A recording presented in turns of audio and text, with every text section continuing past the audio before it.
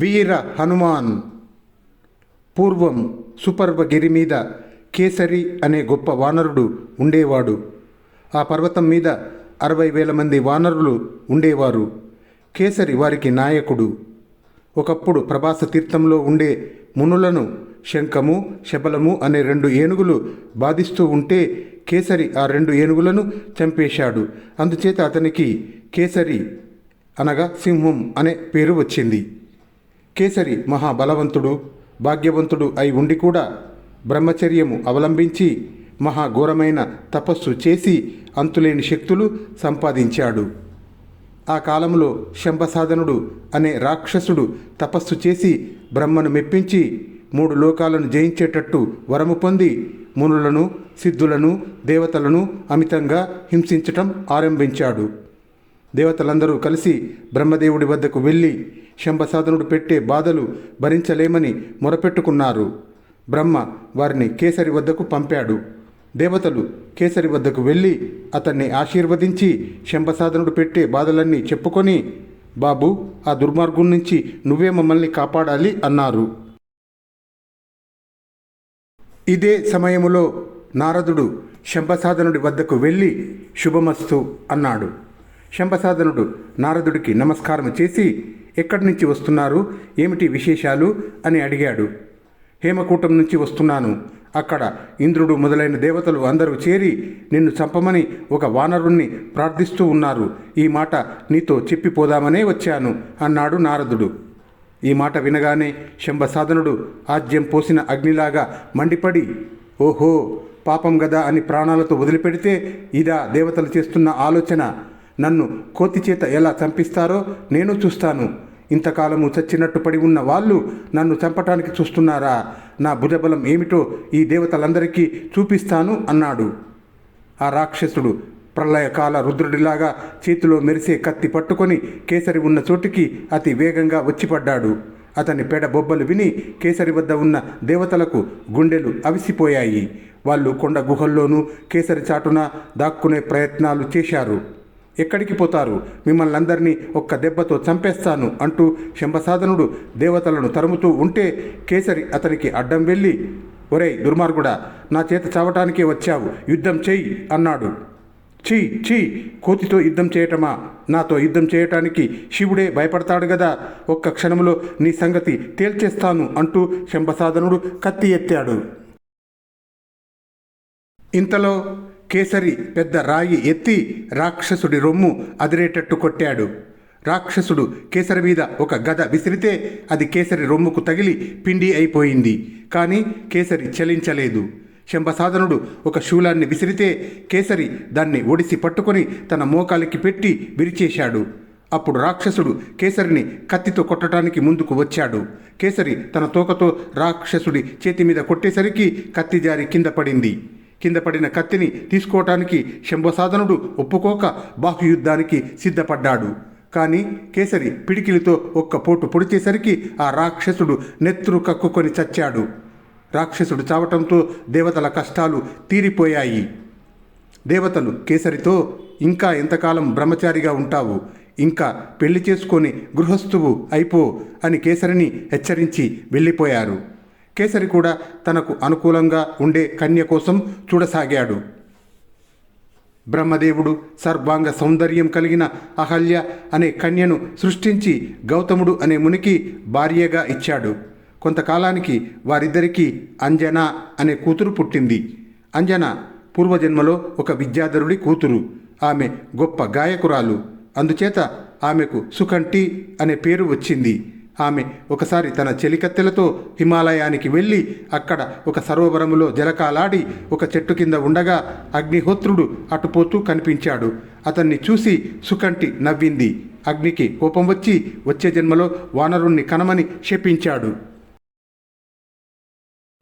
తర్వాత కుంజరుడు అనే వానరుడు సంతానం కావాలని శివుణ్ణి గురించి తపస్సు చేశాడు. శివుడు కుంజరుడికి ప్రత్యక్షమై, నాయనా, నీకు కొడుకులు పుట్టే యోగము లేదు, కానీ నీకు ఒక కూతురు దొరుకుతుంది. ఆ చక్కటి పిల్లకు నా అంశన లోకోత్తరుడైన కొడుకు పుట్టి నీ వంశాన్ని ఉద్ధరిస్తాడు అని చెప్పాడు.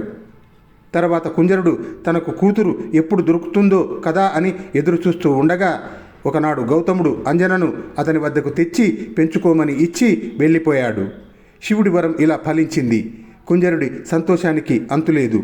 అంజన త్వరలోనే తన అసలు తల్లిదండ్రులను మర్చిపోయి కుంజరుణ్ణి తన తండ్రిగాను, అతని భార్య అయిన బింజావలిని తన తల్లిగాను చూడటం ఆరంభించింది. క్రమంగా ఆమెకు యుక్త వయస్సు వచ్చింది. కుంజరుడు ఆమెకు వివాహం చేసే ఆలోచన ఆరంభించాడు.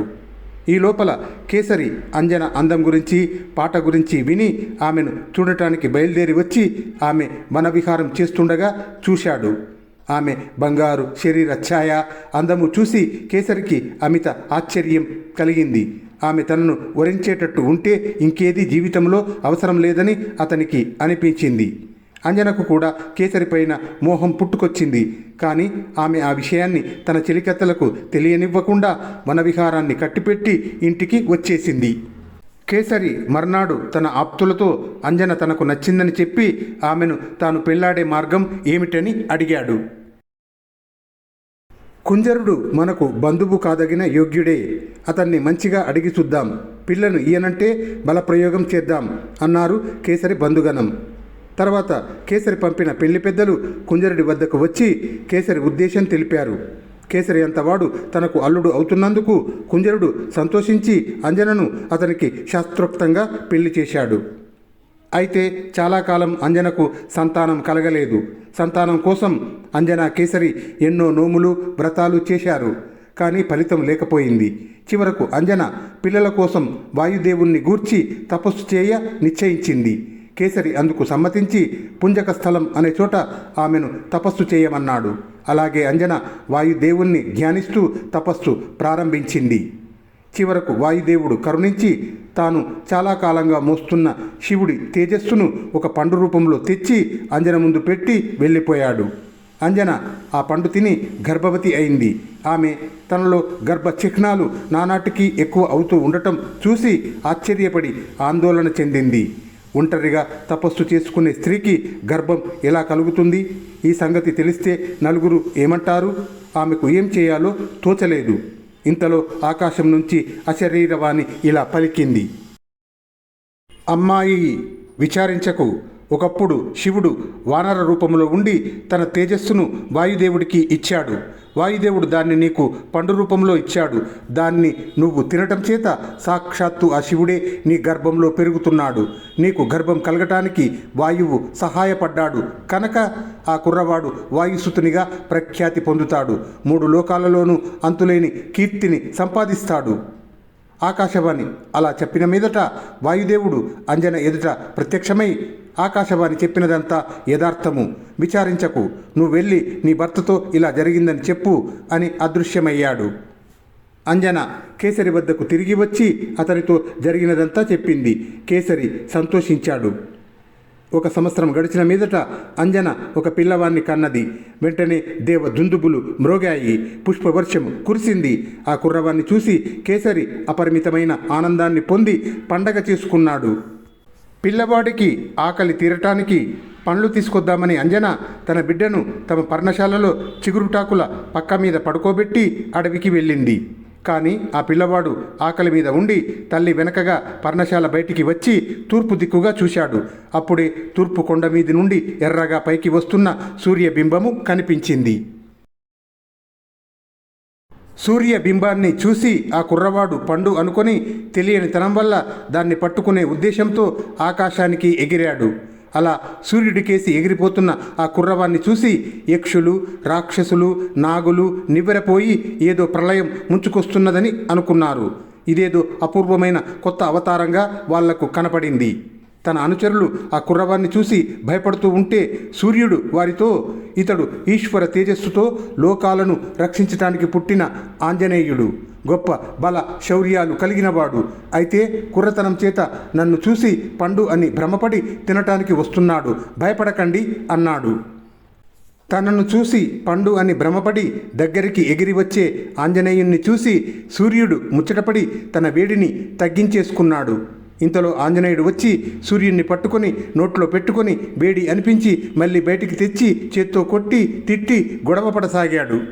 ఆ రోజు అమావాస్య, రాహువు సూర్యుడిని పట్టుకునే రోజు. అందుచేత సూర్యుణ్ణి మింగటానికి రాహువు ఆ సమయంలో వచ్చాడు. రాహువును చూసి ఆంజనేయుడు పెద్ద పెడబొబ్బ పెట్టాడు. అది విని రాహువు భయకంపితుడై అతి వేగంగా పారిపోయి స్వర్గం చేరి ఇంద్రుడి కొలువుకు వెళ్ళాడు. ఇంద్రసభలో విద్యాధరులు ఇంద్రునికి స్తోత్రపాఠాలు చదువుతున్నారు. తుంబుర నారదులు వీణలు వాయిస్తున్నారు. అప్సరసలు నాట్యం చేస్తున్నారు. ఇంద్రుడు చింతామణి పీఠం మీద వైభవంగా కూర్చొని ఉన్నాడు. రాహువు ఇంద్రుణ్ణి చేరి, నీకేం, నువ్వు హాయిగా ఆటలతో పాటలతో కాలం గడుపుతూ ఉన్నమతి కూడా పోగొట్టుకున్నావు అన్నాడు. అదేమిటి అన్నాడు ఇంద్రుడు. ఇవాళ పర్వదినం గదా, సూర్యుణ్ణి పట్టుకుందామని నేను వెళ్ళేసరికి నాకు శత్రువుగా మరొక రాహువు దాపరించి సూర్యుణ్ణి పట్టేశాడు. సూర్యుణ్ణి చంద్రుణ్ణి పట్టడానికి ఇంకో రాహువు ఉంటే నేను దేనికి అన్నాడు రాహువు. ఇంద్రుడు నివ్వెరపోయి, ఏమిటి, ఇంకొకడెవడో వచ్చి సూర్యుణ్ణి పట్టాడా, ఏది నా వెంటరా అని ఐరావతాన్ని ఎక్కి చేతిలో వజ్రాయుధాన్ని పట్టుకొని వేగంగా బయలుదేరాడు ఇంద్రుడు.